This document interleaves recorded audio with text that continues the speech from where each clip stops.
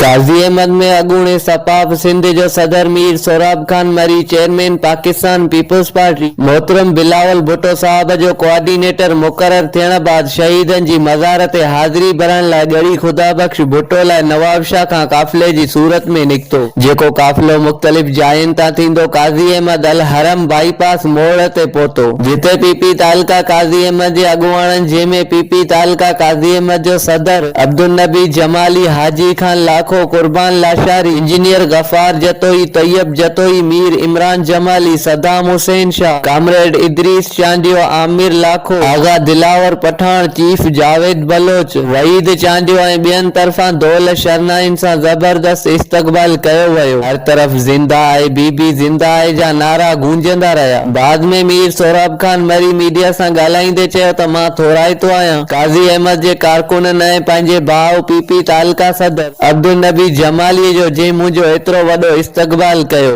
नेब जे बारे में हिन चयो त नेब इमरान नियाज़ी जी ॿी टीम आहे असांजो क़ाइद बिलावल भुट्टो ज़रदारी कंहिंखां बि डिॼण वारो न आहे छो जो बीबी शहीद जो पुटु ज़ुल्फ़कार अली भुट्टो शहीद जो ॾोहिटो मीर मुर्तज़ा भुट्टो शहीद जो भाणीजा आहे असां उन्हनि जेलनि ऐं थाणनि खां डिॼण वारा न आहियूं इंशाअल्लाह मार्च महीने में असांजी तहरीक ज़ोर वठंदी ऐं इमरान नियाज़ी जी हुकूमत जो ख़ात्मो थी वेंदो बाद में काफ़िलो नवाब वली मोहम्मद पहुतो जिते मकामी जियालन काफ़िले जो ज़बरदस्त इस्तक़बाल कयो ऐं उतां जुलूस जी सूरत में लाड़काणे गड़ी खुदा बख्श भुट्टो ॾांहुं रवानो थी वियो